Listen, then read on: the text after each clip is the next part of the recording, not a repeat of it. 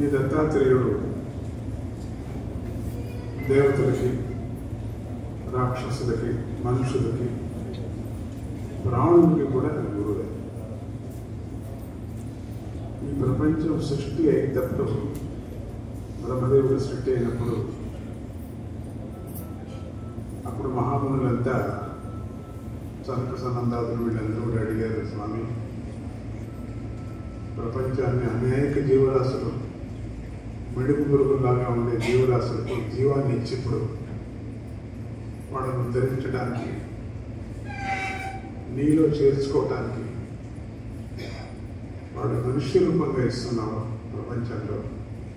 కలియుగంలో, త్రేతాయుగంలో, ద్వాపరయుగంలో, కల్పాంతర యుగాల్లో మనుషులుగా పుట్టిన తర్వాత రాగద్వేషాదులు ఉంటాయి, మోహాదులు ఉంటాయి, కామక్రోధాదులు ఉంటాయి, అనేక పాపాలు చేస్తారు. అదే శరీరంతోనే భాగ్యాన్ని, పుణ్యాన్ని కూడా చేస్తారు. అదే శరీరంతోనే పాపాలు కూడా చేస్తారు, చేస్తున్నారు.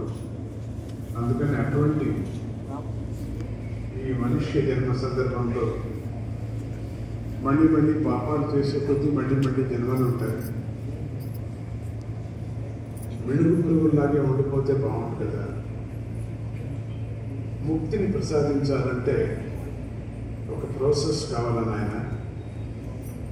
ఇప్పుడు ఆ వంట చేయాలంటే బియ్యము, బ్యాళ్ళు, మిరపకాయ, చింతపండు, ఉప్పు తీసుకొచ్చి పెట్టి తినమంటే ఎక్కడ తింటాం? దాన్ని వండుకోవాలి, అప్పుడే కదా తినటానికి. లేకపోతే అట్లనే ఈ పురుగులకి, అంటే వెలుగు పురుగులకి, ఈ అనంతమైన జీవరాశులకి మోక్షాన్ని ప్రసాదించాలంటే తప్పదు. అనేకమైన జీవరాశులతో, 80 లక్షల జీవరాశులతో పుట్టి పెరిగి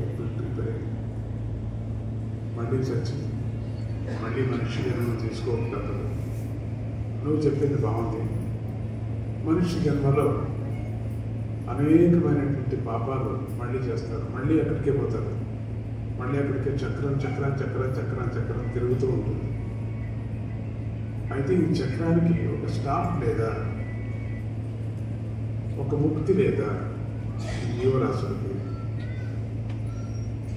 పాపంతోనే మళ్ళీ పుడతారు, పాపం చేయక తప్పదు. మనుష్య లోకంలో ఏదైనా ఒక ముక్తిని ప్రసాదించాలంటే ఒక విరుగుడు కనిపెట్టా. ఆ విరుగుడే అత్రి అనసూయలు చేసేటువంటి తపస్సుల శక్తి గురుమూర్తిగా, దత్తస్వామిగా ప్రసాదిస్తున్నాను, పూర్ణ విష్ణు స్వరూపంగా నేను ప్రసాదిస్తున్నాను అని ఆ విష్ణు దత్తాత్రేయ రూపంతో మొట్టమొదట అవతారం. విరుగుడు అంటే విషాన్ని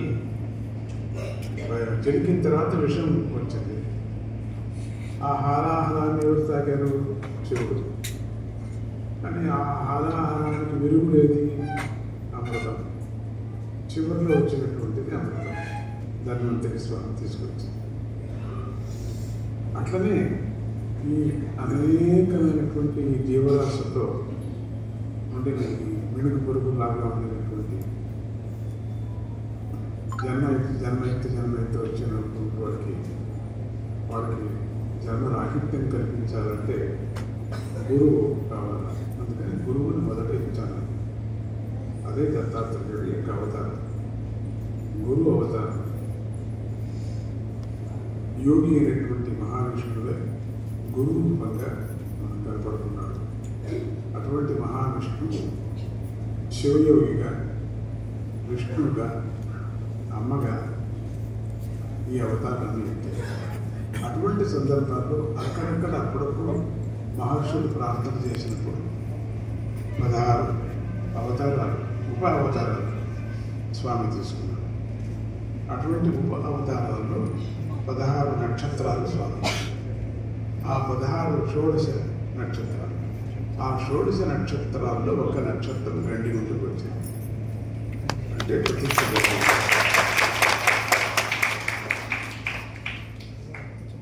ఇక్కడ స్వామిని ఏమని పిలుస్తామో దత్త దిగంబర అనే అవతారం. అంబరం విశాలంగా పూర్తిగా ఆవరించుకున్నవాడు అంబరం. దిగంబర అంటే బట్టలేనివాడు అని కాదు, మనకు అర్థం అదే అవుతుంది, అది కాదు. అంబరం అంటే పూర్ణంగా ఆవరించుకున్నటువంటి వాడు దిగంబరం.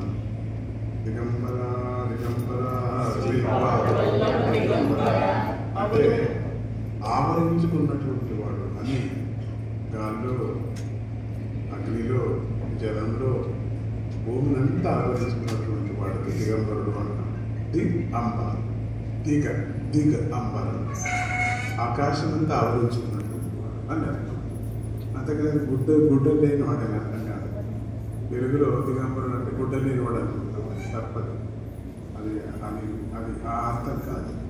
అటువంటి దిగంబరుడు అయినటువంటి స్వామి ఇక్కడ ఒక అవతారంలో, నక్షత్ర అవతారంలో ఒక నక్షత్ర అవతారం. అటువంటి నక్షత్రాలు స్వామీజీ మొత్తం ఇండియా మొత్తం ప్రతిష్ఠ చేశారు. ఎక్కడెక్కడ యోగం ఉందో, ఎక్కడెక్కడ స్వామి కనపడ్డాడు, ఎక్కడెక్కడ స్వామీజీకి సంకల్పమైందో, భక్తులు ఎక్కడెక్కడ దాన్ని ఆకర్షించారో అక్కడంతా ఆంధ్రాలో ఎక్కువ. మళ్ళీ ఇది కాక హరిద్వార్, ఋషికేశ్, బదరి, ఢిల్లీ, ఇక్కడంతా కాశీ, ఉత్తరప్రదేశ్, అక్కడంతా వెళ్ళిపోయింది. ఇప్పుడు హర్యానాలో కూడా వెళుతున్నాడు. అట్లా అన్ని ప్రదేశాల్లో, మొత్తం ఇండియాలో ఉండే అన్ని ప్రదేశాల్లో కూడా స్వామీజీని ఆకర్షించి భక్తులు ఆ క్షేత్రాన్ని కావాలని అక్కడక్కడ చేయించుకున్నారు. 16 నక్షత్రాలు, 9 నవనాథ క్షేత్రాలు. నవనాథ అది కూడా దత్తాత్రేయ అవతారాలే. దాన్ని పాదుకా క్షేత్రాలు అంటారు. నిర్గుణ రూపమైనటువంటి ఆత్మవిద్యను తెలిపేటువంటిదే, ఆత్మవిలాసము, ఆత్మవిద్య తెలిపేటువంటిదే దత్తాత్రేయ యొక్క తత్వం. చివరిగా మనం అందరూ కూడా ఆత్మవిద్యా విలాసం, ఆత్మతత్వానికి మనం అందరూ కూడా వెళ్ళాల్సిందే, తప్పదు. అటువంటి దత్తాత్రేయ యొక్క అవతారంలో స్వామీజీ చివరిగా ఇప్పుడు ప్రవాసం, ఇది ఒక చివరి ప్రవాసం, మళ్ళీ రానిక ఆ చివరి ప్రవాసం కోసం అన్ని చోట్ల వెళుతున్నారు. ఎందుకంటే శరీరానికి తట్టుకోలేనటువంటి వయసు అవుతూ ఉన్నది విధానంగా కొన్ని పనులు ఉన్నాయి, ఇంకా కొన్ని పుస్తకాలు రాయాలి, కొన్ని పనులు దండిగా ఉన్నాయి.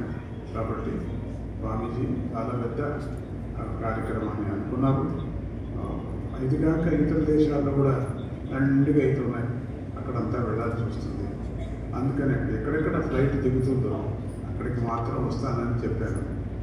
ఆ ప్రదేశాల్లో ఇక్కడ దగ్గరగా కండిగుంట, ఈ సుబ్బారావు చాలా కష్టపడ్డారు ఇక్కడికి తీసుకురావడానికి. నన్ను ఎంత కష్టపడ్డారంటే వెనక తిరిగారు, అన్ని చోట్ల తిరిగారు, మైసూరుకి తిరిగారు, తిట్టించుకున్నారు. నేను రాను అని చెప్పాను. ఎంత రానన్నా కూడా లేదు, అక్కడ భక్తులు లేరు, భక్తులు పిసినారి అని ఉన్నారు, దండి కాస్తుంది, స్వామికి మాత్రం ఇవ్వరు, డాక్టర్లకు పెడతారు, కోర్టులకు పెడతారు, మరి పిల్లలకి పెట్టేసి అంతే పంగనామాలు వేయించుకుంటారు. ఆ స్వామికి మాత్రం బెటర్ అయ్యా, నేను రానయ్యా అని చెప్పాను. నా మాట వింటే కదా. మధ్యమ వర్గం వాళ్ళు, పేదవాళ్ళు మాత్రమే నా దగ్గర వస్తారయ్యా, కొంచెం డబ్బు ఉండేవాళ్ళు, ఆస్తి ఉండేవాళ్ళు రారయ్యా, నువ్వు ఒకడే వచ్చావు. ఎంత పోట్లాడాడో చెప్పలేనంత పోట్లాడాడు. తన ఒక భూమినిచ్చి ఇక్కడ ఒక ఆలయం కట్టాల్సింది, నక్షత్రాల్లో ఒక నక్షత్రం కావాలంటాడు. ఎవరు చెప్పారు ఏంటంటే మీరే చెప్పిన కథ అది, నాకు అది కావాల్సింది. అయ్యా నక్షత్రం కడితే క్షేత్రం అవుతుంది, కావాలయ్యా, నువ్వు చెయ్యలేవు, నీ చేత కాదు, నువ్వు చిన్న కాంట్రాక్ట్, నీకు కూడా చాలా మోసాలు అయిపోయాయి, నీకు ప్రపంచంలో చేశారు, నీకు డబ్బు లేదు, వద్దు అంటే మీరే ఇస్తారు.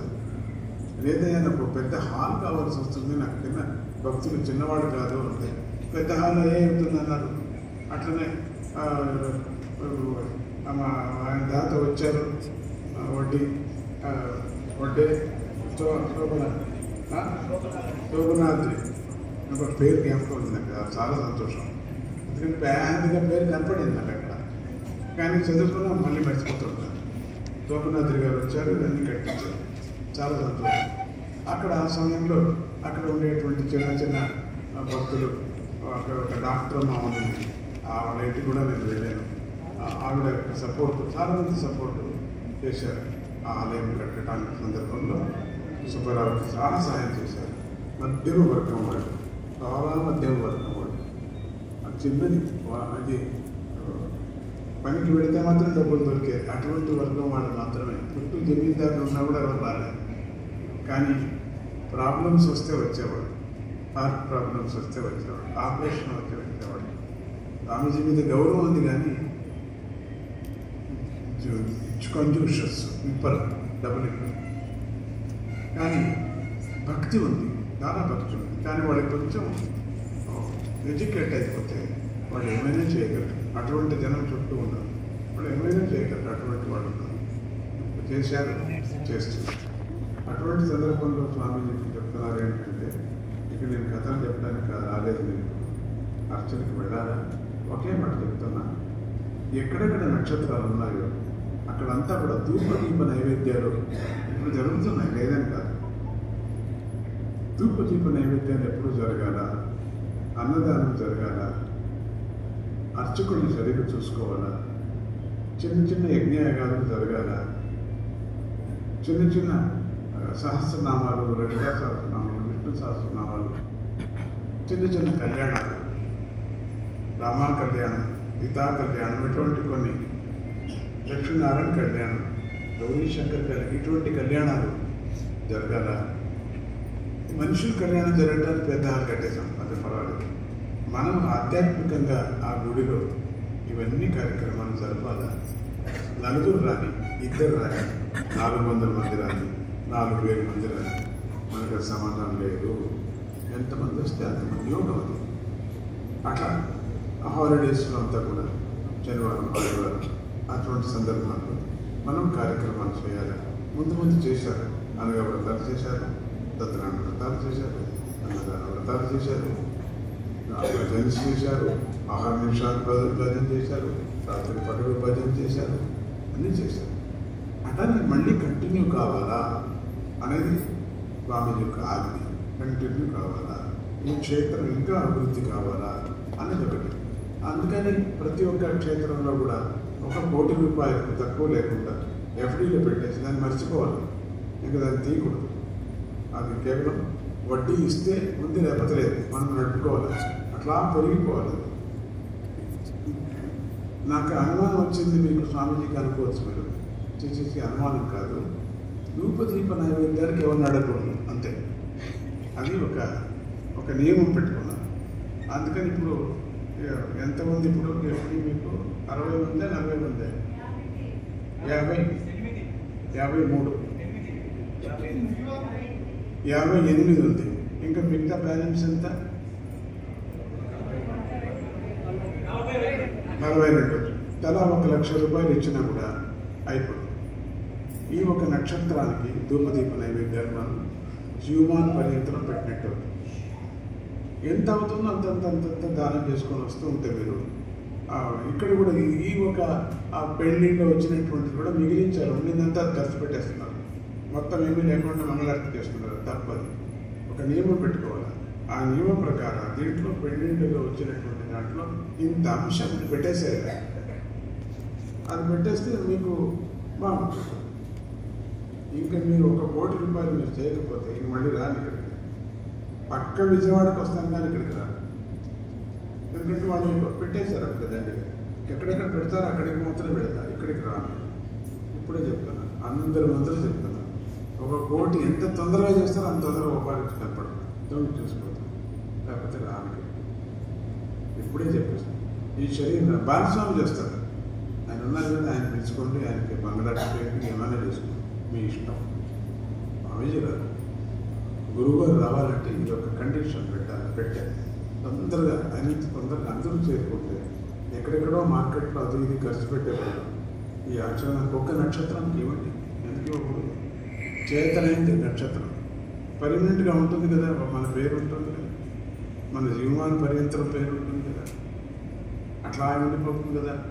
యశోధనాథ్ గారు చేశారు, ఉండిపోయింది కదా అట్లా. నేను తినేస్తాను, స్వామిని తీసిపోయాను, ఉక్కు వేసి తీసుకుపోయాను మైసూర్కి, లేదు ఇక్కడే పెట్టానే, మీకే ఇంటేనే. ఏదైనా ఉక్కు వేసుకున్నానా పోనీ లేదు, పోనీ దీని నుంచి వచ్చిన బాడిగా నేను తీసుకుంటున్నానా లేదే, మీరే తింటున్నారు, మీకే ఇచ్చాను. ఈ బిల్డింగ్ కూడా అంతే ఉంది, ఉక్కు వేయడానికి చూశాను, కాలేదు, రాదు. మీ ఊర్లో వస్తుందన్నా నా ఊర్లో రాదు, ఇక్కడే ఉంటుంది, ఎప్పటికీ ఇక్కడే ఉంటుంది. ఏం ఖర్చు పెట్టి ఏముంది డబ్బులు తీసిపోతాం, మనం తీసుకోం. వెళ్ళేటప్పుడు చేతులు ఒట్టి చేతులే మంది. అలెగ్జాండర్ ఎంత కష్టపడ్డారు, ప్రపంచాన్ని గెలిచాడు, ఎన్నో మాటలు దండయాత్ర. ఆయన లాస్ట్లో ఏం చెప్పాడు, ఒక చీటీ రాసి పెట్టాడు, నా 2 చేతులు బయట పెట్టేసేయండి. నాకు అర్థం కాలేదు, తర్వాత అర్థమైంది అందరికీ. అంటే ఏమీ తీసుకోపోలేదు చూడండి అని. అంత పెద్ద ప్యాలెస్, బంగారు అంత ప్యాలెస్, అది బంగారుతోనే కట్టాడు, బంగారు ఇటుకలు కాదు, వదిలేసిపోయాడు. ఆయన మొత్తం అన్ని పిక్కపోయారు. అది వేరే రెండో కథ. సో ఇది మనం ఏమి సుబ్బారావు ఏం చేసిపోయాడు, ఈ పరిశ్రమ ఇచ్చి వెళ్ళాడు. ఇప్పుడు చూడు పేరు పిలుస్తున్నాం, తీసుకుపోయాడు. ఆ జమీన్ తీసుకుపోయాడు, ఆ తపత్రం తీసుకుపోయాడు, ఆ 10-12 ఎకరాలు తీసుకుపోయాడు. లేదు అక్కడికి పెట్టిపోయాడు. పోనీ భార్య తీసుకుంటుంది, అది తీసుకోవడం లేదు. పోనీ కొడుకు తీసుకుంటాడు, వాడికి వద్దంటాడు, వాడికి వైరాగ్యం ఇచ్చి వెళ్ళిపోయాడు. అది కదా సంసారం అంటే. నేను ఒకడేది కాదు, అది కదా సంసారం అంటే. మనం రావద్దు దాంట్లో, మనం కూడా చేరుకోవాలి దాంట్లో. బతికినప్పుడు మీరు నాతో వచ్చారు, మీరందరూ కూడా బతికిన గురువుతో ఉన్నారు మీరు. అట్లనే బతికిన శిష్యులు నా దగ్గర ఉన్నారు మీరు. నా కాలంలో మీరు పుట్టారు, మీ కాలంలో నేను పుట్టాను. నన్ను మిస్ చేసుకోవాలండి.